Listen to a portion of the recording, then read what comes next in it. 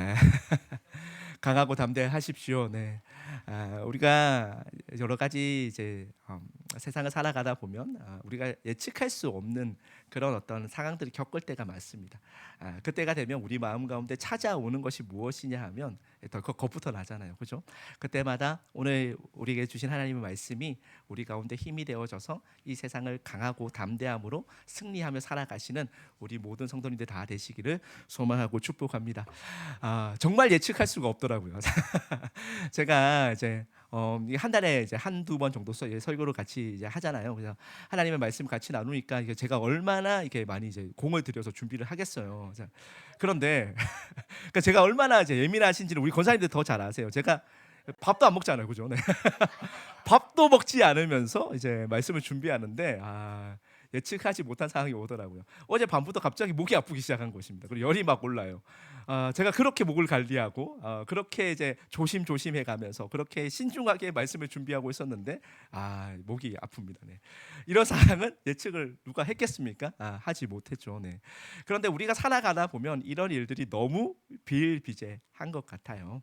그때마다 우리가 해야 할 것은 무엇이냐 하면 다시 말씀 가운데 돌아와서 하나님께서 우리에게 이 예측하지 못하는 상황 가운데서 살아가기 때문에 우리가 참 애매모호하단 말이에요. 그 애매모호한 현재를 살아가는 우리 가운데 하나님께서 주시는 확신이 무엇인지, 하나님께서 주시는 그 말씀의 약속이 무엇인지를 확인하는 것을 통하여서 다시 한 번 더 하나님께서 우리에게 보여주신 그 길을 다시 한 걸음 한 걸음 걸어 나갈 수 있는 우리 모든 성도님들 다 되시기를 소망하고 축복합니다.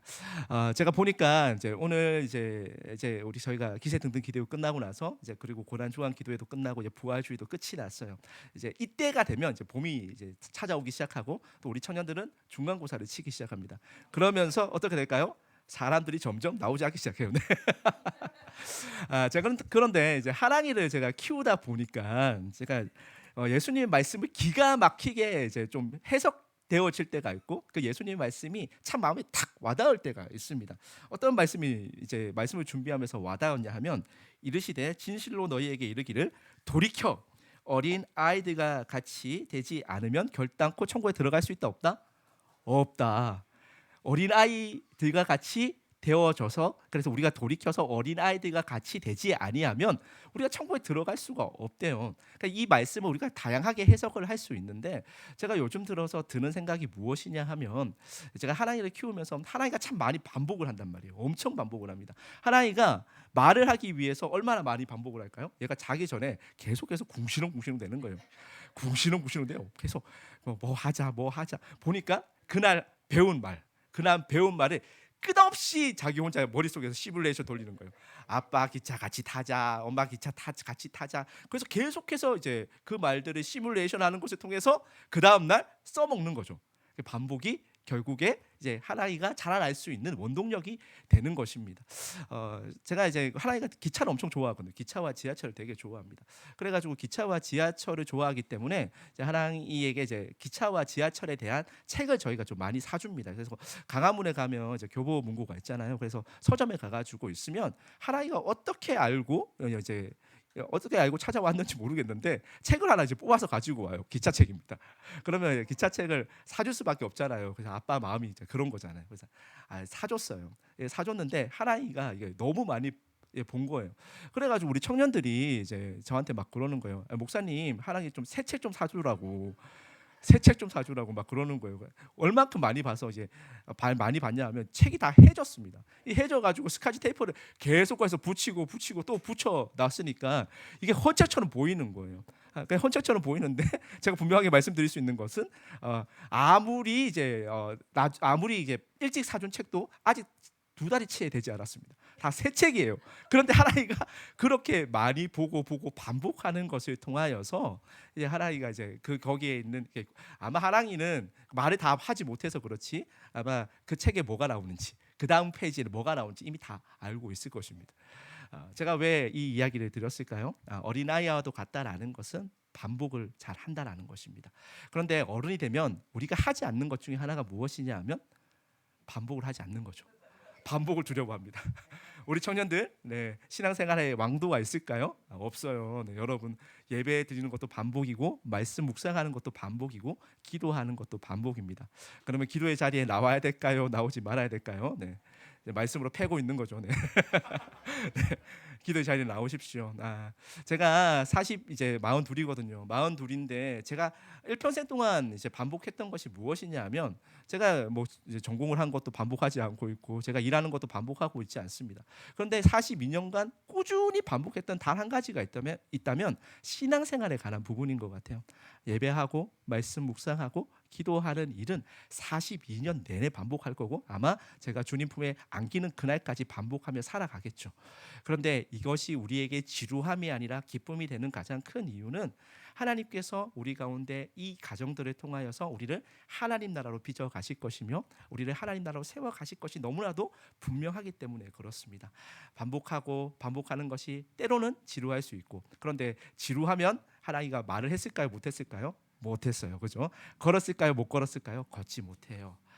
우리가 하고 있는 이 한 번의 예배 또 한 번의 말씀 묵상 한 번의 기도가 결코 가볍지 않다라는 것입니다. 우리가 반복하는 것을 통하여서 우리의 신앙의 패턴이 만들어지는 것이고 우리의 삶이 하나님 나라로 빚어가는 것입니다.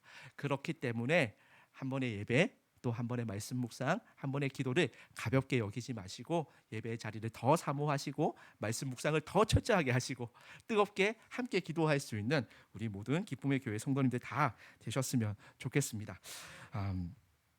이제 말씀을 준비하다가 이제 계속해서 좀 항상 고민이 되는 것이 있었어요. 이게 뭐냐 하면 제가 예전 교회에서는 이제 말씀이 이제 강해 설교를 했기 때문에 쭉 이제 말씀을 따라서 갔기 때문에 이제 말씀을 준비하면은 이제 그 말씀이 좀 어려운 본문을 만났을 때 해석이 좀 안 돼서 좀 어려웠는데 우리 기쁨의 교회는 이제 말씀을 한 달에 한 번 이제 전하다 보니까 본문을 선택하는 것부터 이제 난해하기 시작을 합니다. 어떤 본문을 선택을 해야 되냐. 그래서 또 담임 목사님이 주일 예배 시간에 그 이야기를 하셨어요. 본문을 정하는 것이 곧 메시지가 될 수도 있다. 이런 말씀을 들으니까 이제 말씀 준비하는데 더 부담이 확 느껴지는 거죠. 본문이 곧 메시지가 될 수 있다. 이 말을 들으니까 제가 말씀 준비하는 데 있어서도 혹시 내가 이 본문을 잘못 선택해서 이제 본문이 혹시라도 메시지가 되어져서 어떤 성도님들에게 부담이 되거나 또 상처가 될 수도 있잖아요. 그래서 제가 참 많이 고민을 했습니다. 그럼에도 불구하고 오늘은 좀 대놓고 본문을 선택하면서부터 메시지를 전하도록 하겠습니다. 우리가 잘 알고 있는 여호수아 1장 말씀은 너무나도 우리가 익숙한 본문이기도 하고 너무나도 많이 들었던 본문이기도 합니다. 그럼에도 불구하고 제가 이 본문을 다시 이야기를 같이 또 말씀을 좀 같이 나누고자 하는 이유는 반복은 뭐다? 중요하다, 그렇죠? 반복함을 통하여서 그래서 제가 앞에 그 이야기를 한 것이 밑밥을 깔아 놓는 거예요. 그래서 여러분들이 혹시라도 너무 익숙해서 이제 혹시 주무실 수도 있으니까 주무시지 말고 또 이제 화면으로 또 보시는 우리 많은 성도님들과 우리 청년들 말씀이 결코 그렇게 이제 얕지 않습니다. 그렇죠? 그래서 우리가 깊이 있게 말씀을 우리가 함께 경험하는 시간이 되었으면 좋겠습니다. 알고 있는 말씀이라고 해서 반복한다고 해서 중요하지 않은 것이 아니다라는 것을 꼭 기억하시면서 오늘 같이 좀 말씀을 좀 함께 나누어 봤으면 좋겠습니다. 우리를 이번 주 들으면서 우리가 참 많이 이제 여러 가지 소식을 좀 많이 전해 들었습니다. 그죠? 이제 수단에 있는 우리 김현우 집사님 또 정도란 집사님 이야기를 전해 들으면서 제 가슴이 철컥 내려 앉았습니다. 우리는 정쟁을 경험하지는 못한 세대들이잖아요. 권사님들 빼고 우리 청년들 그렇죠? 우리 청년들은 전쟁을 경험하지 못한 세대들이에요. 그래서 이제 근처에서 폭탄이 터진다. 또 총소리가 들린다라는 것이 어떤 느낌인지는 아마 모를 것입니다. 제가 이제 군대 가가지고 처음으로 총을 한번 쏴보게 되었거든요. 근데 제가 총을 쏘고 나서 너무 놀라서 울었습니다. 왜냐하면 소리가 너무 커가지고 소리 제가 생각하는 어떤 그 사격의 어떤 그 멋있는 그런 게 하나도 없어요. 제가 총을 딱 쏘면서 들었던 생각이 뭐냐하면 전쟁의 비참함이었습니다. 총소리가 너무 커가지고. 너무 큰데 정말 이게 계속해서 여기서 들리고 저기서 들리니까 이 총이 이제 그냥 우리가 타겟이 정해져 있잖아요. 타겟을 놓고 쏘는데도 이렇게 혼란스러운데 이게 서로 주고받는 상황이라고 한다 그러면 이 전쟁의 비참함이 얼마나 대단할까, 얼마나 무서울까. 이것 때문에 제가 겁이 덜컥 나가지고 울었던 적이 있습니다. 물론 이제 계속해서 익숙해지니까 이제 뭐 총을 잘 쏘기는 했지만 처음에 제가 그 총 소리를 들었을 때 그 큰 충격과 혼란을 저는 아직도 잊을 수가 없습니다. 그런데 그 소리가 이제 수단 땅 가운데서는 지금 밤낮을 가리지 않고 들리고 있는 것입니다. 그 생명을 위협하는 소리가 계속해서 들리고 있는 거예요. 그 소리 가운데 있으면 어떤 심정이겠습니까? 불안하지 않겠습니까? 너무 초조하지 않겠습니까? 걱정을 안 할래야 안 할 수가 없는 상황입니다. 우리 인생의 문제는 어떻습니까? 사랑하는 사람이, 너무나도 소중한 사람이 질병으로 고통을 당하고 있습니다. 보고 있는 것만으로도 가슴이 찰컥 내려앉지 않겠습니까? 눈물이 하염없이 흐르지 않겠습니까? 염려와 걱정 안 하고 싶고, 그래서 주님께 다 맡기고 싶은데 그것이 쉽지 않다라는 것입니다. 우리 청년들의 삶은 어떻습니까? 요즘 청년들의 삶이 퍽퍽한 이유는 노력한 만큼, 성실한 만큼, 그만큼 인풋 대비 아웃풋이 돌아오지 않는다라는 것에 있습니다. 열심히 하면 그만큼 결과가 따라오면 좋은데 그렇지 않다라는 것입니다. 결국에 수저 싸움이다 라는 이야기가 나올 정도로 이제는 개천에서 용난다라는 말은 그냥 전설 속에 있는 옛 이야기가 되어 버렸습니다. 제가 20대가 지나고 30대가 지나서 이제 40이 되었습니다. 그래도 저는 이제 어느 정도 이제 진로가 결정이 되어졌잖아요. 이제 저는 싫으나 좋으나 목사를 하면서 살아갈 수밖에 없는 그 길 위에 저는 서 있습니다. 하지만 제가 제 인생을 돌이켜서 생각을 해보니까 가장 고민이 많았던 시기, 가장 그래서 하나님께 울부짖었던 시기가 언제였겠습니까? 20대부터 30대 초중반까지였던 것 같습니다.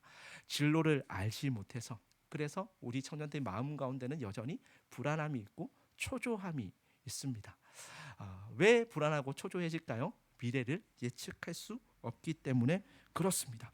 우리 대부분은 미래를 예측할 수가 없습니다. 그래서 미래를 예측할 수 없으니까 지금 우리의 어떤 선택과 우리의 결정에 따라서 그 선택과 결정이 미래에 영향을 미칠 수 있는 그런 상황이다 보니까 그 선택 가운데 두려움이 있는 거예요.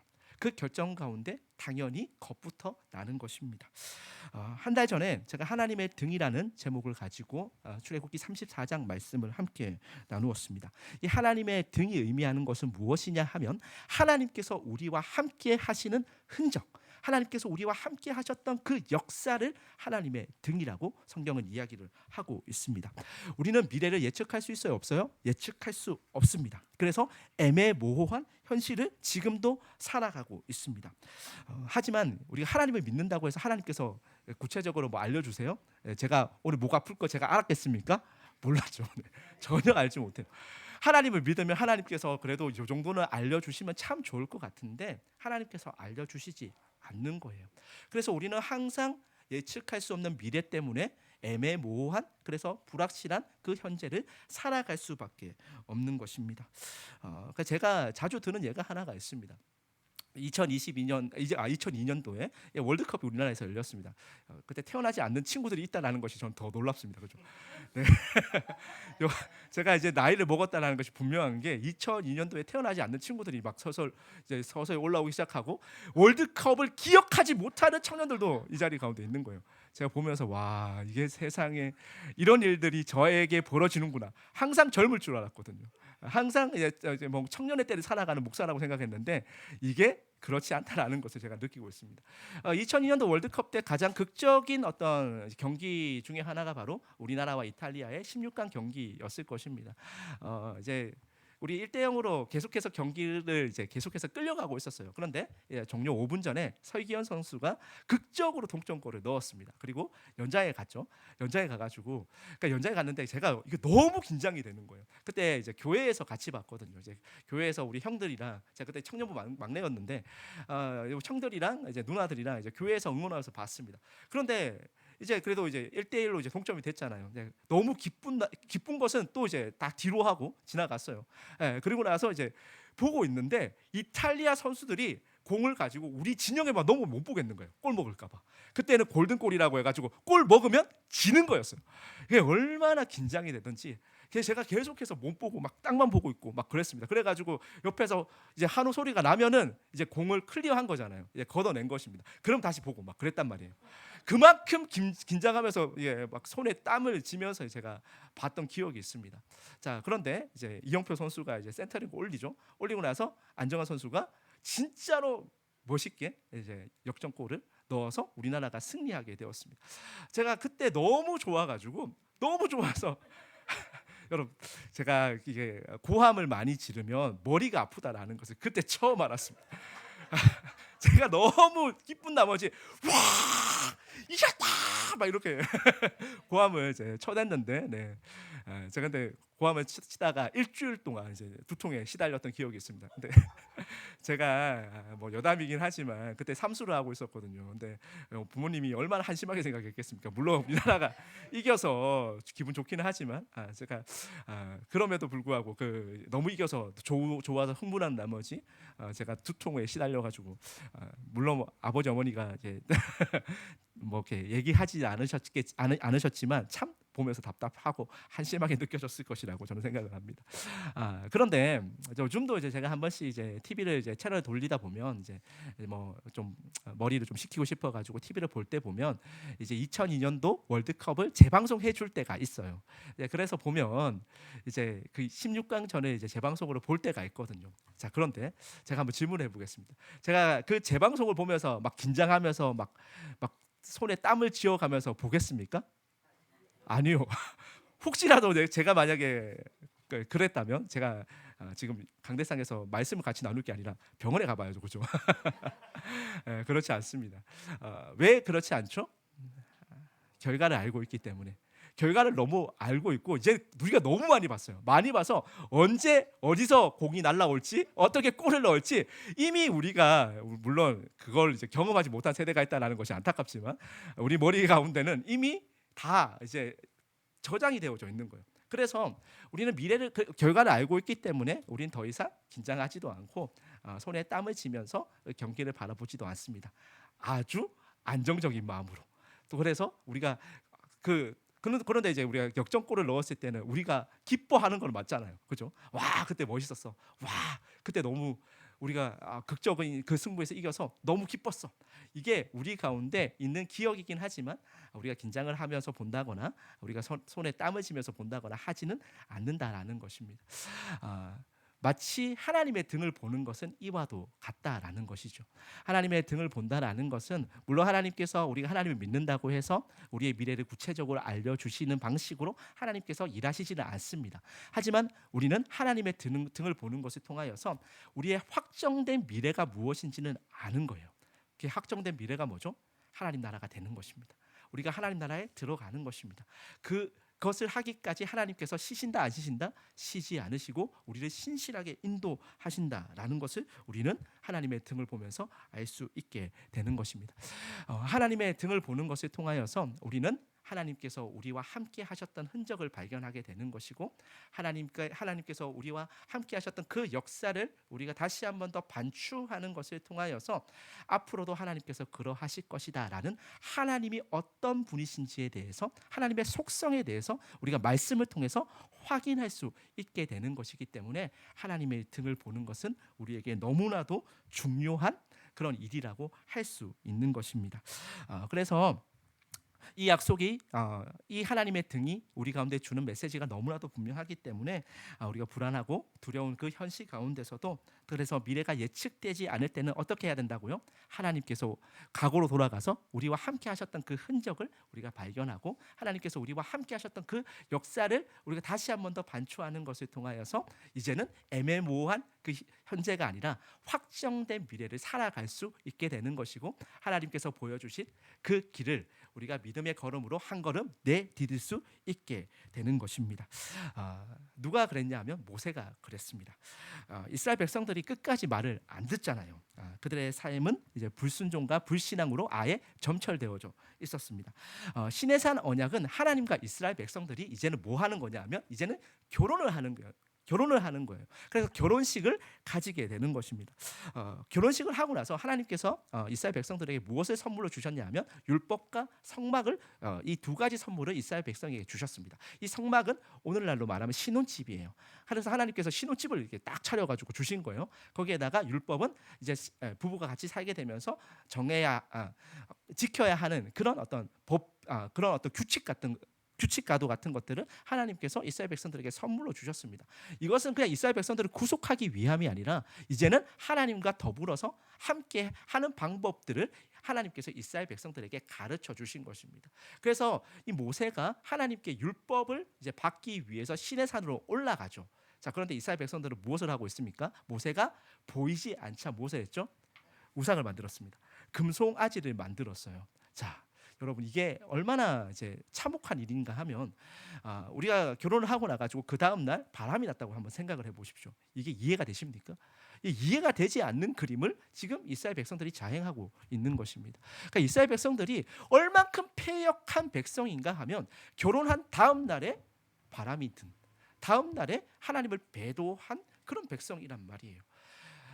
모세가 이 일을 겪으면서 생명을 걸고 하나님께 이스라엘 백성들의 용서를 위해서 기도했습니다. 그래서 하나님께서 이스라엘 백성들을 용서해 주셨어요. 자, 그런데 문제는 뭐냐 하면 이제는 다시 한 번 더 이스라엘 백성들과 함께 약속의 땅을 향해서 걸어 나가야 하는데 모세가 자신이 있어요, 없어요? 자신이 없어요. 너무 뻔히 보이잖아요. 이스라엘 백성들 또 불순종할 게 보이잖아요. 이스라엘 백성들 또 하나님을 배도할 게 보이잖아요. 그래서 모세가 자신이 없었어요. 그래서 하나님께 가지 못하겠다. 하나님 저는 더 이상 못하겠습니다. 하나님 저는 이제는 못하겠어요. 이렇게 하나님께 기도했던 장면들이 바로 출애굽기 34장 말씀이었습니다. 근데 하나님께서 무엇을 보여주셨어요? 하나님의 등을 보여주신 것입니다. 이것을 통하여서 모세가 다시 한 번 더 믿음의 그 걸음을 한 걸음 디딜 수 있게 되는 것이죠. 제가 목이 아프니까 자꾸 발음이 새는데 좀 양해를 좀 구하겠습니다. 좀 이제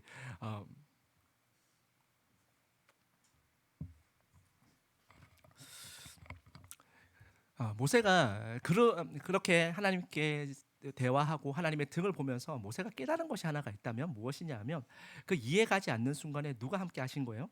하나님께서 함께 하신 거예요. 모세가 그것을 깨달은 것입니다.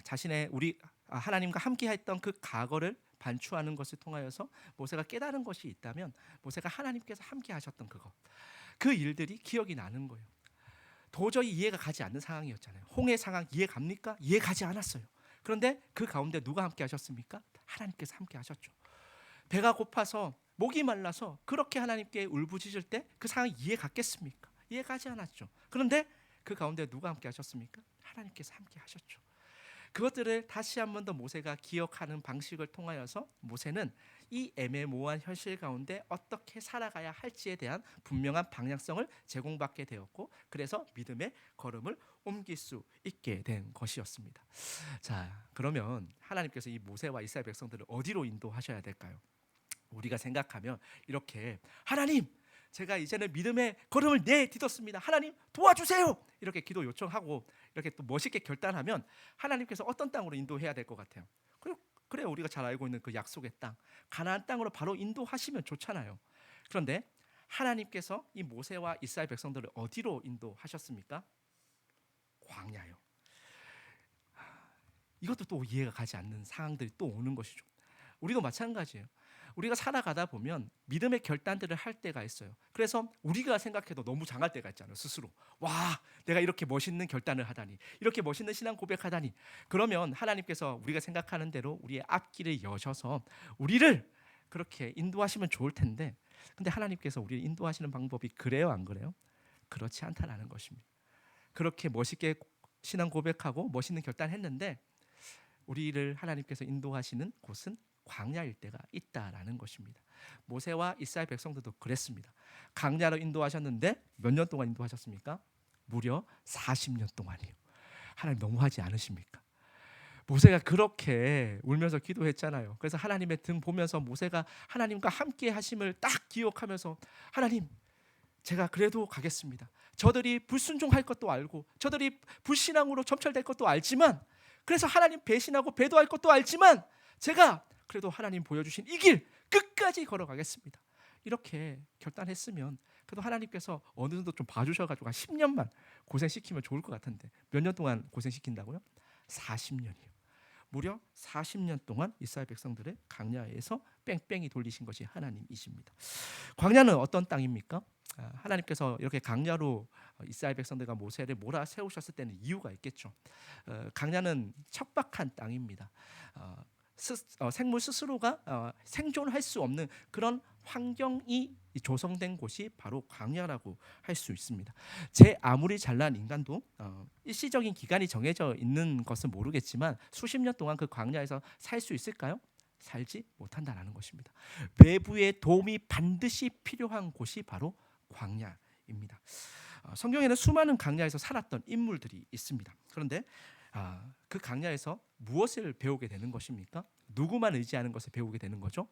하나님만 의지하게 되는 것을 배우는 것입니다. 하나님만 의존하고 하나님만 신뢰하는 방법을 모세도 이스라엘 백성들도 또 성경의 수많은 광야를 거쳐간 인물들도 배우게 되는 것입니다. 하나님께서 이스라엘 백성들과 모세를 광야로 몰아 세우셨을 때는 그 이유 때문인 것이죠. 그래서 하나님께서 광야에서 이스라엘 백성들이 먹을 것이 없어서 울부짖을 때 어떻게 하셨습니까?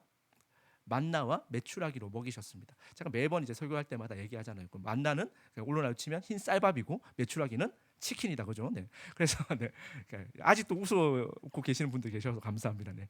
네. 그래서 한번 이렇게 또 환기하고 넘어가는 거죠. 하나님께서 흰 쌀밥과 치킨으로 이게 매일 먹이셨는데, 근데 문제는 뭐냐면 이게 하루 이상 가요, 안 가요? 저장을 못 한다라는 것입니다. 그러니까 저장을 못 한다라는 것은 뭐죠? 날마다 누구만 의지하라고? 하나님만 의지하라고. 하나님께서 주시는 그 은혜를 의지하면서 날마다 그 매일 반복되는 일상 가운데서 하나님의 은혜만 소망하며 살아가게끔 그 방법과 그 삶의 방식을, 그 삶의 패턴을 배우게 하기 위해서 하나님께서 이스라엘 백성들을 광야로 인도하신 것입니다. 그럼 몇 년 동안 했다고요? 40년 동안. 그 40년 동안 그렇게 반복한 거예요. 제가 그래서 아까 전에 이제 우리가 함께 말씀을 나누면서 이제 설교를 시작하면서 그 이야기를 한 것입니다. 여러분, 이스라엘 백성들이 몇 년 동안 배운다고요? 40년 동안요. 40년 동안. 근데 우리가 한 번 기도하고 안 된다고 좌절하고 포기하면 되겠습니까? 우리가 한 번 예배해서 우리의 삶에 변화가 없다고 해가지고 주저하면 되겠습니까? 그렇지 않다라는 것입니다. 신앙생활이 결코 그렇게 우리 가운데 극적인 드라마틱한 변화를 물론 하나님께서 주실 때도 있어요. 하지만 하나님께서 대부분의 성도들을 빚어가시는 방식은 반복을 통해서입니다. 이 40년 동안의 반복을 통해서 하나님께서는 이스라엘 백성들이 어떻게 하나님을 믿고 어떻게 하나님의 백성으로 살아가는지에 대한 그 부분들을 가르치시고 훈련시키신 것입니다.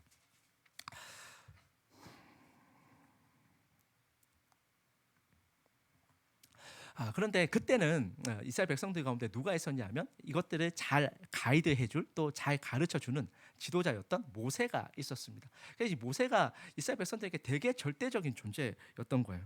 40년 동안 이스라엘 백성들이 실패했을 때, 그들이 또 하나님을 떠나서 배도했을 때, 또 불신앙과 불순종으로 이스라엘 백성들의 삶이 점철되었을 때 그들에게는 늘 하나님과 관계를 화평하게 만들어주는 지도자였던 이 모세가 있었습니다. 답이 보이지 않는 상황 가운데서도 어떻게 해야 할지를 몰라서 쩔쩔매고 있을 때, 그래서 불안함과 초조함과 그래서 부담이 그들 가운데 엄습할 때도 이스라엘 백성들은 누구에게만 나가면 이 문제가 해결되어졌습니까? 하나님에게 먼저 나간 게 아니라 항상 이스라엘 백성들은 모세에게 먼저 나갔습니다.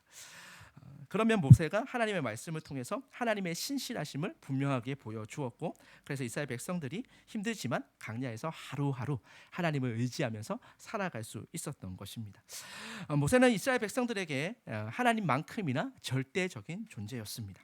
이스라엘 백성들에게 모세만 있으면 하나님이 결코 그들을 버리지 않을 것이다 라는 확신까지 들 정도였습니다. 언제나 그들과 함께했고 그들을 위해서 기도했고 그들에게 하나님의 함께하심을 보여준 사람이 바로 모세였던 것입니다. 자, 그런데 이제 이스라엘 백성들에게 어떤 일이 생기는 것입니까? 40년 동안의 광야 생활이 마쳤습니다. 이제 광야 학교를 졸업해야 할 때가 왔습니다. 불신앙과 불순종으로 일관했던 이 광야 1세대가 다 죽었어요. 그리고 나서 강야 2세대, 다음 세대, 새로운 세대가 세워졌습니다. 비로소 이제 가나안 땅으로 들어갈 모든 준비가 마쳤습니다. 이제 가나안 땅, 약속의 땅을 향해서 진격하기만 하면 됩니다. 그런데 이스라엘 백성들 가운데 가장 큰 문제 하나가 발생하게 됩니다. 그 문제가 무엇이죠? 모세가 갑자기 죽은 것입니다. 하나님만큼이나 절대적인 존재였던 최고의 지도자이자 최고의 선생님이었던 모세가 죽었습니다. 그러면서 이제 오늘 본문이 시작이 되는 거예요. 여호수아서가 그렇게 시작이 되는 것입니다. 자, 여호수아 1장 1절 말씀을 함께 읽어보도록 하겠습니다. 자, 다 같이 한번 읽겠습니다. 시작. 여호와의 종 모세가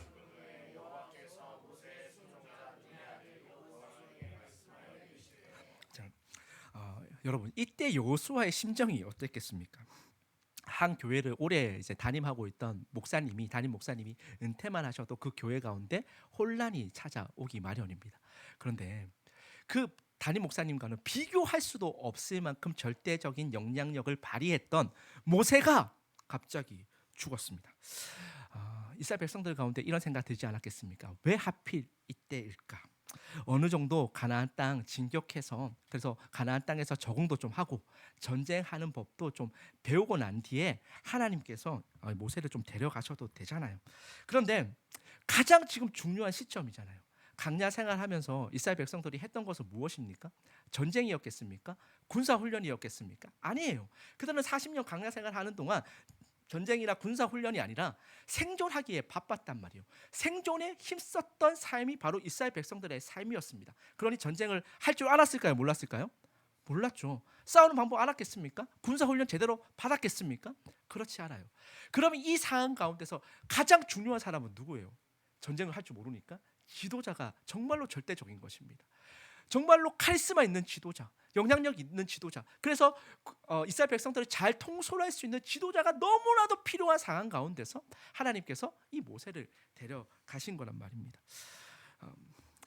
이제 거기에다가 이제 가나안 땅으로 들어가게 되면 강야에서 누렸던 만나와 외출하기 있습니까? 없습니까? 없어요. 구름 기둥, 불 기둥 있습니까? 없습니까? 이제 그것도 사라졌습니다. 이제 이스라엘 백성들은 모든 것이 이제 가나안 땅에서는 다 처음인 것입니다. 새로 시작하는 것이에요. 그런데 그런 상황 가운데서 안 그래도 우리가 낯섦에 대한 어떤 두려움들이 있잖아요. 처음 시작하는 것에 대한 부담이 있단 말입니다. 그런 두려움과 그 부담감이 우리를 억누르고 있을 때 그때 이스라엘 백성들이 해야 했던 일이 바로 전쟁이었던 것입니다. 전쟁을 해본 적도 없는데 지금 전쟁을 해야 하는 그런 상황에 놓여졌습니다. 여러분은 이스라엘 백성들이 겪고 있는 이 혼란, 이 불안함과 이 초조함을 이해할 수 있겠습니까?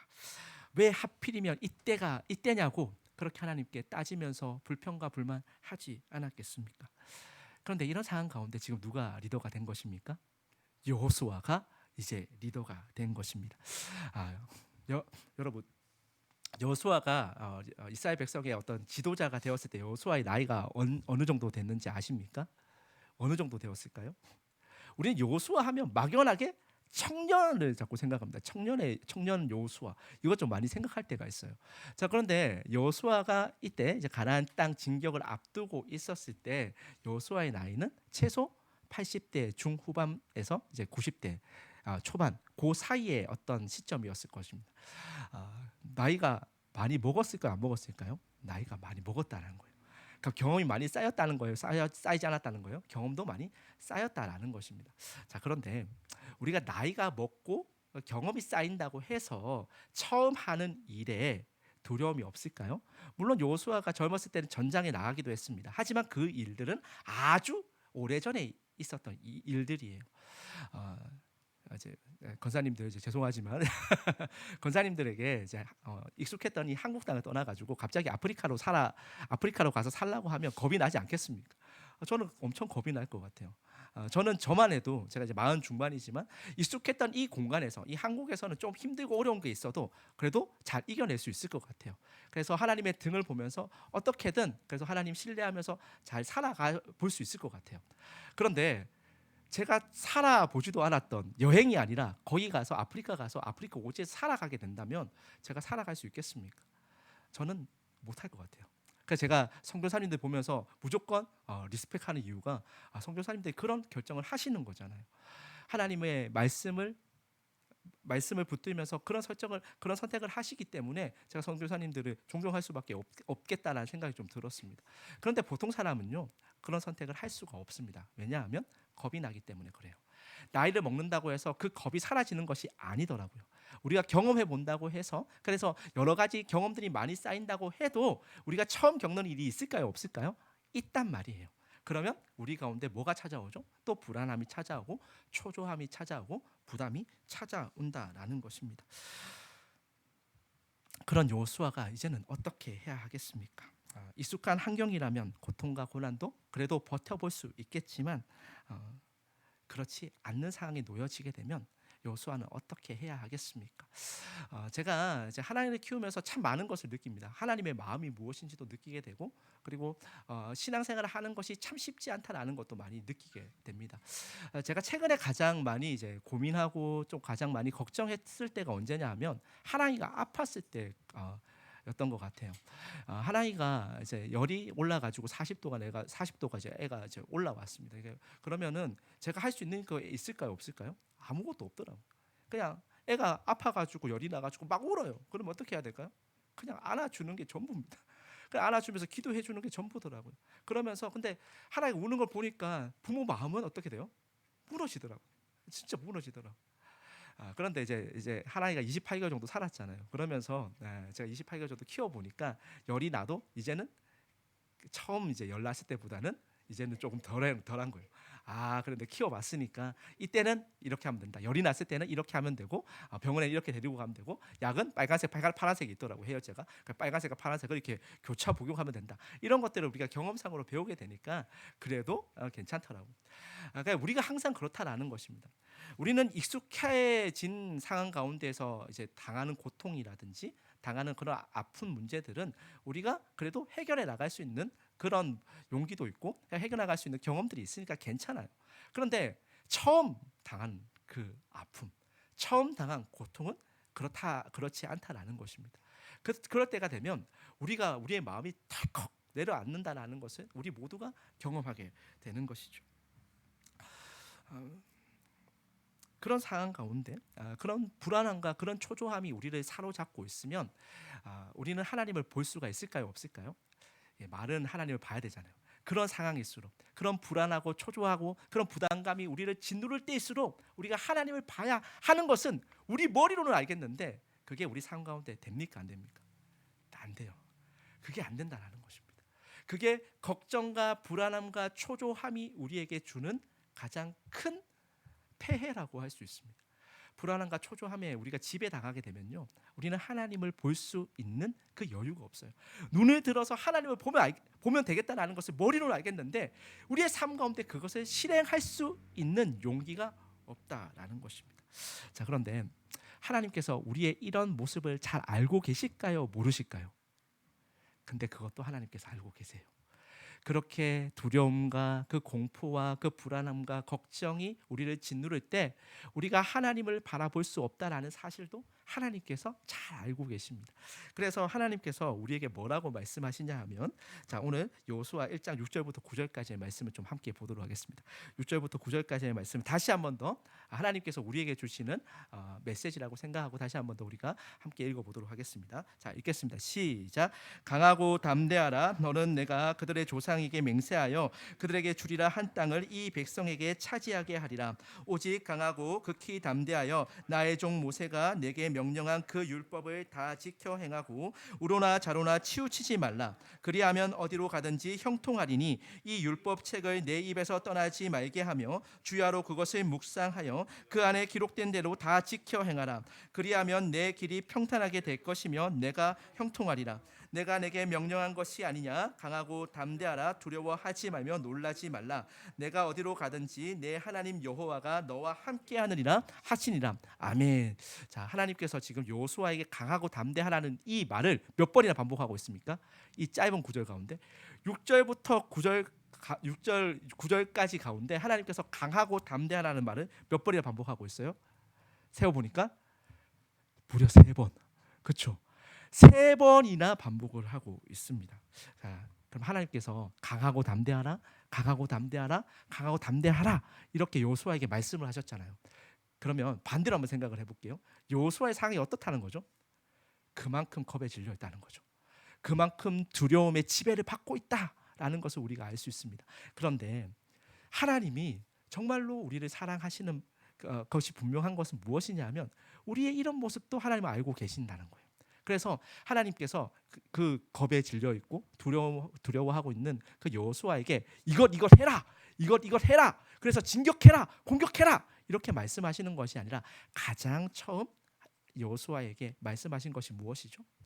강하고 담대하라, 강하고 담대하라, 강하고 담대하라 이렇게 말씀을 해주시는 것입니다. 하랑이를 키우다 보면 하랑이가 이게 겁에 질릴 때가 있잖아요. 그러면은 하랑이한테 어떻게 해야 될까요? 막 엇박 지를까요? 야, 너 강하고 담대해야 돼. 야, 너 이렇게 해야 돼. 이렇게 해야 돼. 그러면 어떻게 할까요? 하랑이가 더 겁에 질립니다. 더 두려워해요. 그런데 그때는 어떻게 해야 될까요? 이게 다독여 줘야죠. 강하고 담대해야 돼. 괜찮아, 괜찮아. 이렇게 다독여 주잖아요. 하나님께서 여호수아에게 그렇게 말씀하고 있다는 것입니다. 하나님 우리의 수준을 잘 아세요. 우리의 실력과 우리의 능력이 없다는 것을 너무 잘 알고 있기 때문에 그래서 하나님께서 먼저 어떻게 하냐 하면 이 여호수아를 다시 한 번 더 격려하고 위로해 주시는 거예요. 강하고 담대해. 괜찮아. 강하고 담대해. 너 절대적이었던 그 지도자, 그 선생님이었던 모세가 죽어서 너 많이 힘들지? 괜찮아. 강하고 담대해. 강하고 담대해. 그렇게 위로하고 먼저 격려하고 있는 것입니다. 저는 이것이 진정한 위로라고 믿습니다. 이것이 하나님께서 지금 여러 가지 인생의 문제들로 인하여서 또 우리가 예측하지 못한 그 상황과 환경들로 인하여서 고통에 신음하고 있는 우리 성도님들에게 주시는 그 참된 진정한 위로라고 생각합니다. 이 위로가 우리에게 있기를 간절히 소망하고 축복합니다. 그리고 나서 6절과 9절 말씀을 계속해서 살펴보니까요, 세 가지의 내용을 좀 담고 있습니다. 6절과 9절의 말씀을 좀 보면 첫 번째는 이제 강하고 담대하라라는 이야기예요. 그러니까 왜냐하면 하나님께서 반드시 약속을 이루어 주실 것이다라고 6절에 나와 있습니다. 그리고 두 번째가 중요해요. 자, 보세요. 강하고 담대하라라는 말을 하나님께서 하셨을 때 뭐에 강하고 담대하라고 이야기하고 있는 것입니까? 그러니까 우리는 이 강하고 담대하라는 말을 언제 가장 많이 사용하고 들었을까요? 시험 칠 때. 시험 칠 때 그렇게 강하고 담대하라고 이렇게 많이 이제 목사님들도 이야기하시고 우리가 많이 사용했단 말이에요. 그런데 강하고 담대하라는 이야기는 그럴 때 사용하는 것이 아닙니다. 이따가도 또 이야기를 하겠지만 이 강하고 담대하라는 이야기를 우리가 했을 때 제가 성민 형제님이 되게 힘들어하고 있어요. 근데 가가지고 성민 형제님한테 강하고 담대해라고 이야기를 한다고 해서 위로가 되겠습니까? 위로가 안 됩니다. 물론 일시적으로 힘을 얻을 수는 있겠죠. 하지만 궁극적인 해결책은 되지 못한다라는 것입니다. 강하고 담대하라라는 그 목적어를 살펴보는 것이 중요한데 그 목적어가 무엇이냐 하면 율법이에요. 무엇에 강하고 담대하라고 하나님께서 말씀하고 있냐 하면 율법에 강하고 담대하라라고 말씀하고 있다라는 것입니다. 그럼 율법이 무엇일까요? 율법은 모세가 적어놓았던 모세 오경이겠죠. 창세기, 출애굽기, 레위기, 민수기, 신명기. 그러니까 즉 하나님의 말씀 가운데 강하고 담대하라라고 지금 이야기를 하고 있는 것입니다. 자, 그리고 나서 보세요. 그러면 하나님 말씀 가운데 강하고 담대하면 우리에게 어떤 결과, 어떤 유익이 있을까요? 자, 그래서 말씀을 살펴보니까 형통하게 된다라고 이야기를 하고 있습니다. 그래서 하나님 말씀 가운데 강하고 담대하면 우리 가운데 어떤 유익이 주어지냐 하면 형통하게 된다라고 이제 성경이 기록을 하고 있습니다. 자, 그래가지고 제가 이제 6절부터 9절까지를 좀 색깔을 좀 칠해놨는데 좀 보이십니까? 잘 안 보이네요. 초록색으로 칠해놓은 부분이 잘 안 보이긴 하는데 히브리 사람들의 좀 글쓰기 방식을 좀 이해를 하고 있으면 성경을 좀 우리가 이제 잘 묵상할 수 있는 잘 묵상하고 또 해석하는 데 도움이 좀 됩니다.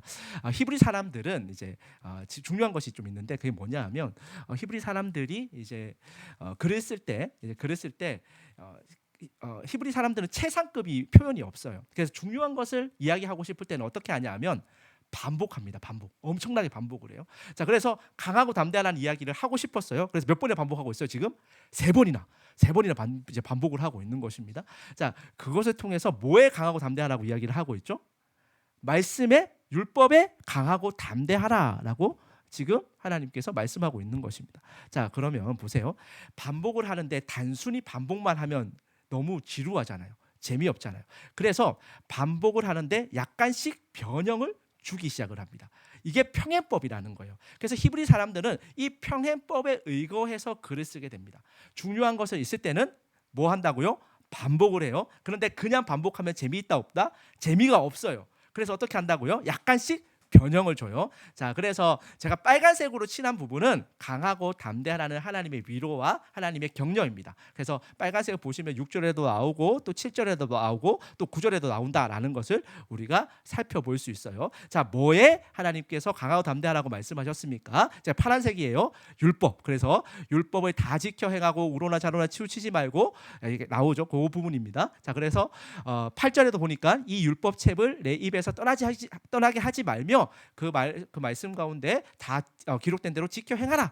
그 부분을 제가 파란색으로 표시를 해놨습니다. 자, 그리고 나서 그 결과가 뭐죠? 그 결과가 어디로 그리하며 어디로 가든지 형통하리니. 제가 사실 이게 초록색으로 표시했는데, 네, 저희가 여기는 좀 보이네요. 네, 그렇죠. 자, 보시면 제가 그 결과 부분을 제가 초록색으로 표시를 좀 해놨습니다. 그래서 하나님 말씀 가운데 우리가 강하고 담대하면 우리가 형통하게 되는 거예요. 자, 그러면 여기서 형통이 중요하잖아요. 그런데 단순히 반복하는 것이 아니라 이 형통이라는 말을 성경에서는 어떻게 정의하고 있냐 하면 9절 말씀 보시죠. 자, 9절 말씀을 보시면 저 부분이 형통에 관한 부분입니다. 자, 9절 거기 초록색 끝자 제일 마지막 줄 한번 다 같이 한번 읽어보겠습니다. 시작. 내가 어디로 가든지 내 하나님 여호와가 너와 함께 하느니라 하시니라. 아멘. 자, 우리가 생각하면 형통은 뭐죠? 내 생각대로 내 소망대로 일들이 이루어지는 것을 우리는 형통이라고 이야기를 합니다. 근데 성경에서는 형통이 뭐라고 지금 이야기를 하고 있는 거죠? 그러니까 우리는 성경이 쓰여진 시점에서 아주 오랜 시간이 지난 시점에서 생각을 하다 보니까 우리가 가지고 있는 생각들, 우리가 가지고 있는 기준들을 가지고 성경을 해석할 때가 많아요. 그래서 이 형통이라는 단어도 우리 생각, 그러니까 우리가 사용하고 있는 그 용례를 가지고 우리가 해석할 때가 참 많다는 것입니다. 그런데 성경이 기록되어졌을 당시 히브리 사람들 입장에서 이 형통이라는 말은 어떤 의미예요? 하나님께서 함께 하신다는 거예요. 어디를 가든지 무엇을 하든지 하나님께서 함께 하시면 그것이 형통이다라고 이야기를 하고 있습니다. 자, 좀 말씀을 좀 정리를 좀 해보겠습니다. 자, 지금 여호수아가 어떤 상황입니까? 너무 겁에 질려 있는 상황이에요. 두려워하고 있는 상황이에요. 모세가 죽어서 이 지도자로서 이제 이스라엘 백성들을 인도해야 하는 그런 아주 막중한 그런 부담감이 지금 여호수아를 짓누르고 있습니다. 그런데 그런 어떤 두려움과 걱정과 염려가 여호수아를 지배하고 있으면 하나님이 보여요, 안 보여요? 하나님이 보이잖아요. 머리로는 알겠는데 하나님이 안 보인단 말이에요. 그래서 하나님께서 이 두려움과 이 부담감으로부터 여호수아가 벗어날 수 있도록 무엇부터 하고 계십니까? 위로와 격려를 하셨어요. 그 위로와 격려가 무엇이었습니까? 강하고 담대하라는 이야기였습니다. 강하고 담대해. 괜찮아. 강하고 담대해. 무엇에 강하고 담대하라고 하나님께서 말씀하셨죠? 하나님 말씀 가운데, 율법 가운데 강하고 담대하라라고 하나님께서 말씀을 하셨습니다. 그러면 어떤 유익이 있는데요? 형통케 되는 유익이 있어요. 그 형통케 되는 유익의 성경적 정의는 무엇입니까? 하나님께서 함께 하신다라는 것입니다. 저는 하나님께서 여호수아를 세우시는 방법이 바로 이것이라고 생각합니다. 이제 여호수아가 전쟁을 앞두고 있잖아요. 그러면 여호수아가 얼마나 진짜 두려움에 떨고 있겠습니까? 얼마나 참 많이 고민하고 걱정했겠습니까? 그런 여호수아에게 하나님께서 주시는 방법이 무엇이냐 하면 말씀 가운데 강하고 담대해라. 그러면 내가 너와 함께 할 것이다. 라는 이 약속을 주셨습니다. 이것이 이 여호수아 전체를 간통하고 있는 하나님께서 오늘 설교 제목처럼 반드시 전쟁에서 이길 수 있는 방법, 필승법이자 여호수아가 겪고 있는 그 인생의 문제를 해결해 나가는 하나님의 해결책인 것입니다. 그래서 뭐가 중요한 것입니까? 우리가 무엇에 강하고 담대해야 합니까? 말씀에 강하고 담대해야 합니다. 여러분, 이 말씀에 강하고 담대하는 게 쉬울까요? 여러분 한번 생각을 해보세요. 이스라엘 백성들에게 주어진 필승법이 하나님의 말씀 가운데 강하고 담대하는 것입니다. 그럼 이스라엘 백성들은 이 원리 하나 가지고 전쟁에 나가야 돼요. 자, 그래서 첫 번째 전쟁이 어디였습니까? 여리고성 전쟁이에요. 근데 여리고성 전쟁에는 여리고성 사람들이 어떤 사람들이에요? 이스라엘 백성들이 이제 가나안 땅을 정탐을 했단 말이에요. 그 정탐을 했으니까 정탐을 해보니까 가나안 사람들이 어때요? 머리가 자기보다 2개에서 3개가 더 있는 사람들이에요. 그죠? 오늘날로 치면 이제 체육관 아저씨 같은 분들, 그죠? 그러니까 제가 아무리 제가 뭐 싸움을 잘한다고 싸움도 뭐 실제로 잘 못하지만 싸움을 잘한다고 한들 제가 그렇게 2m가 넘는 거인들과 싸워서 이길 수 있는 확률이 있겠습니까? 없어요. 네. 어떻게 이깁니까? 그렇죠. 그러니까 자신들을 그 가나안 사람들의 비유에서 무엇이라고 이야기하고 있죠? 메뚜기가도 같다라고 이야기를 하고 있잖아요.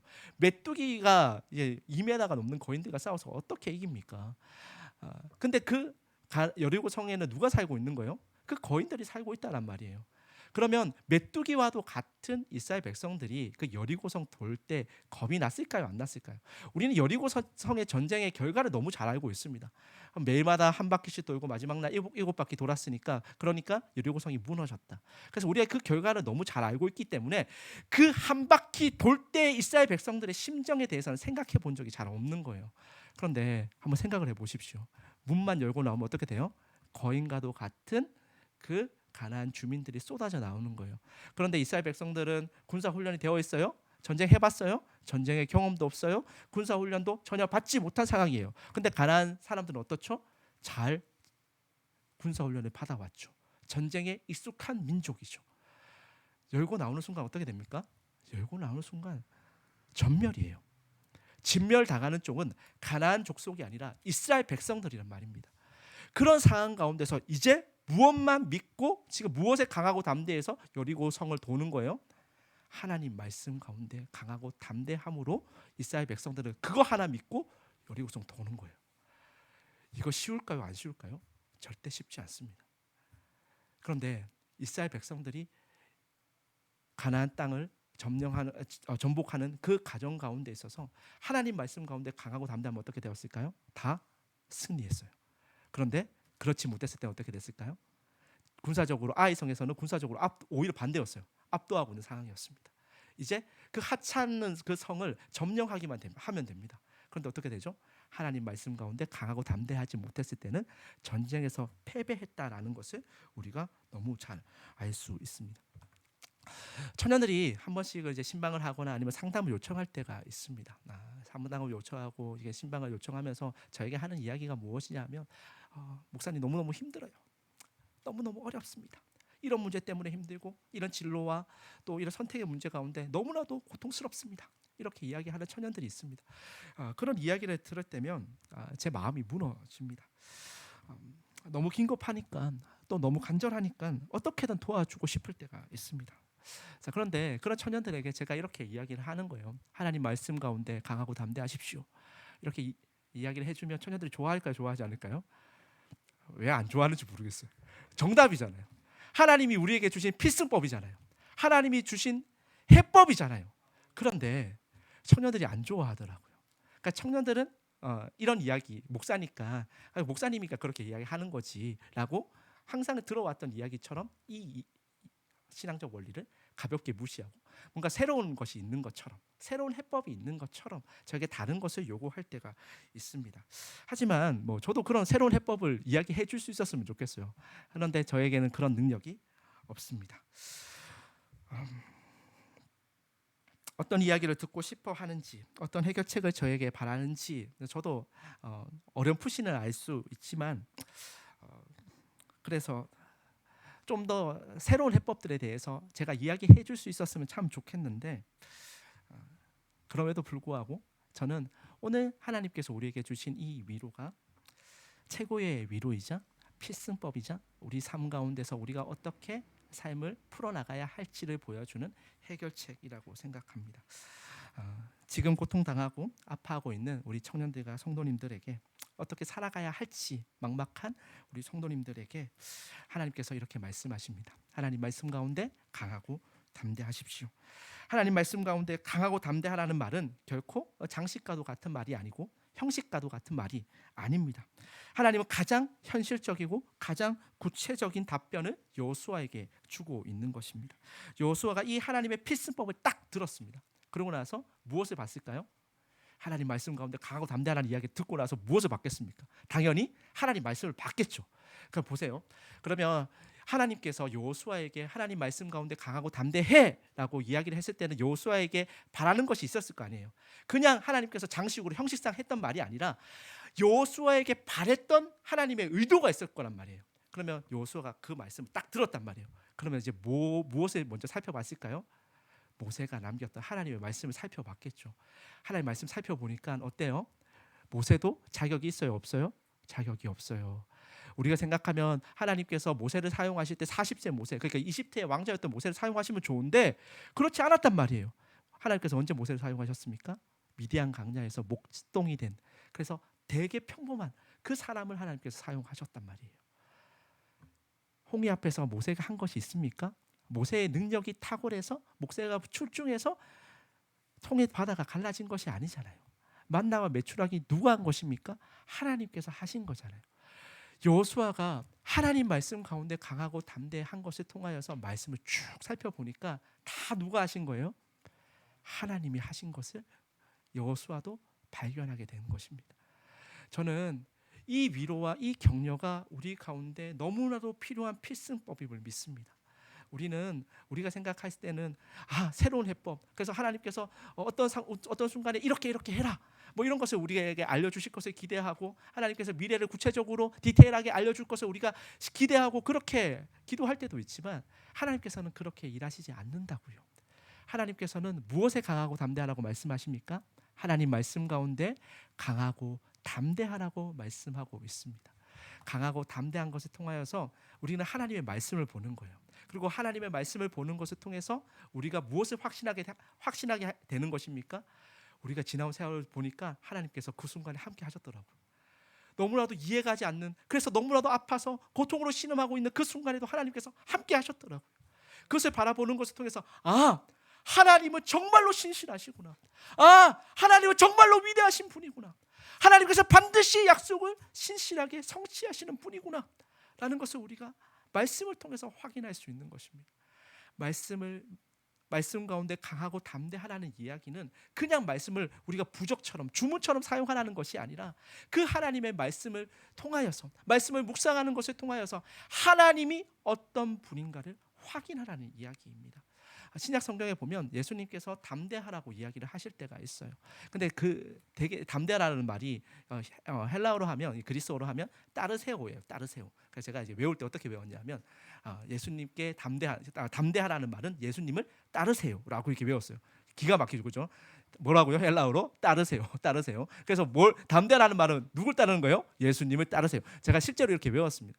이 따르세요라는 말이 신약 성경에서 7번 정도 이제 나옵니다. 자, 그런데 7번 다 누가 사용하셨냐면 예수님만 사용하셨어요.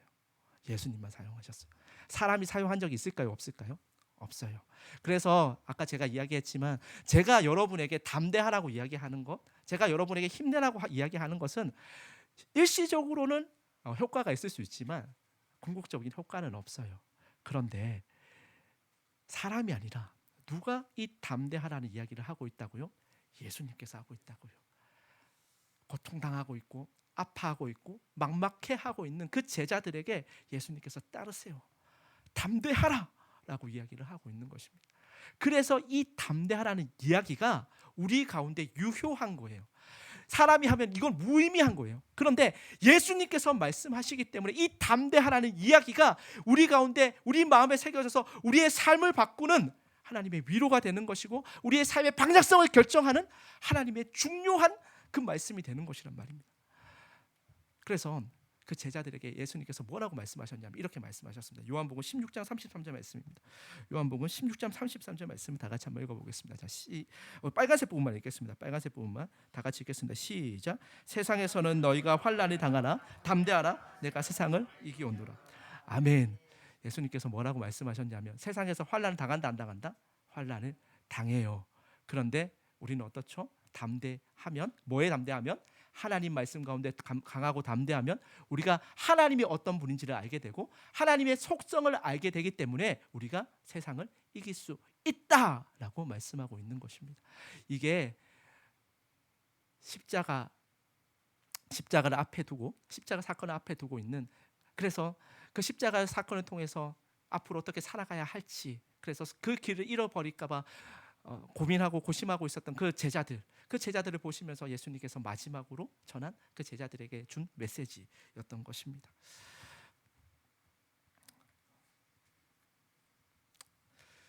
말씀을 정리하고자 합니다. 우리에게는 앞으로도 수많은 장애물도 있고 또 유혹도 있고 또 아픔도 있을 것입니다. 하나님은 우리가 가야 할 길을 평탄하게 만드시지 않으셨습니다. 우리 가운데 있는 그 장애물을 치우지도 않으셨고 고통과 환난을 제거하지도 않으셨습니다. 하지만 하나님은 우리의 손을 붙드셨고 우리와 함께 하시며 우리가 감당할 수 있도록, 그래서 두려워하고 있는 우리가 다시 일어날 수 있도록 약속의 말씀을 주셨습니다. 세상에서는 너희가 환난이 당하나 담대하라, 내가 세상을 이기었노라. 주님께서 십자가에서 모든 죄와 죽음을 이기셨습니다. 그리고 그 승리가 이제는 우리의 것이 되었습니다. 세상을 이기신 주님의 담대하라는 이 위로가 미래를 알 수 없어서 두려워하고 불안해하고 있는 우리 성도님들과 청년들에게, 그래서 예기치 못한 그 아픔 가운데 빠져 있는 성도님들의 또 청년들의 마음을 만져주기를 고대합니다. 이제는 아무것도 못하겠다 싶어서 낙담해하고 있는 그 성도님들을 다시 일으켜 세워 주실 그 말씀이 하나님 말씀 가운데 강하고 담대하라임을 우리가 다시 한 번 더 바라보시는 은혜가 있기를 소망합니다. 말씀의 강하고 담대함을 통하여서 하나님의 위대하심과 신실함의 깊이를 알아가시기를 소망합니다. 그래서 어떠한 상황 가운데서도 우리와 함께 하시는 하나님과 깊은 교제를 나눌 수 있는 우리 모든 기쁨의 교회 성도님들 또 우리 청년들 다 되었으면 좋겠습니다. 자, 그래서 우리 앞뒤로 이제 처음에 우리가 어떻게 인사했죠? 강하고 담대하라라고 인사를 했습니다. 그런데 이제 거기에다가 뭘 붙여야 될지 아셨죠? 무엇에 강하고 담대해야 될까요? 말씀에 강하고 담대해야 됩니다. 그래서 우리 앞뒤 우리 좌우 성도님들 청년들 보면서 이렇게 인사하도록 하겠습니다. 하나님 말씀 가운데 강하고 담대하십시오. 이렇게 한번 인사하시겠습니다. 하나님 말씀 가운데 강하고 담대하십시오. 네. 하나님 말씀 가운데 강하고 담대하시는 것을 통하여서 하나님이 어떤 분인지를 깊이 알아갈 수 있는 우리 모든 청년들, 우리 성도님들 되셨으면 좋겠습니다. 앞으로도 유혹이 있을 거예요. 또 고통도 있을 것이고 우리가 예기치 못한 그 인생의 문제들이 있을 것입니다. 그래서 우리는 항상 우리가 살아가는 현재는 참 애매모호할 때가 계속, 그 애매모호한 상황들이 계속 지속될 것입니다. 그럼에도 불구하고 우리가 담대할 수 있는 이유가 있어요. 그 담대할 수 있는 이유가 무엇입니까? 예수님이 승리하셨기 때문입니다. 그래서 예수님의 승리가 교회의 승리가 되는 것이고 우리 모든 성도들의 승리가 되는 것입니다. 그래서 하나님 말씀 가운데 강하고 담대하는 것을 통하여서 예수님이 거둔 승리가 무엇인지, 예수님이 이 승리를 주시기 위해서 무엇을 하셨는지를 계속해서 확인하면서 하나님이 정말로 신실하시구나. 하나님이 그 어떤 상황 가운데서도 우리를 지키시고 인도하시고 주관하시는 분이구나 라는 것을 깊이 알아가는, 그래서 하나님과 끝없는 그 기쁨의 교제를 계속해서 나눌 수 있는 우리 모든 기쁨의 교회 성도님들 되시기를 소망하고 축복합니다. 우리 함께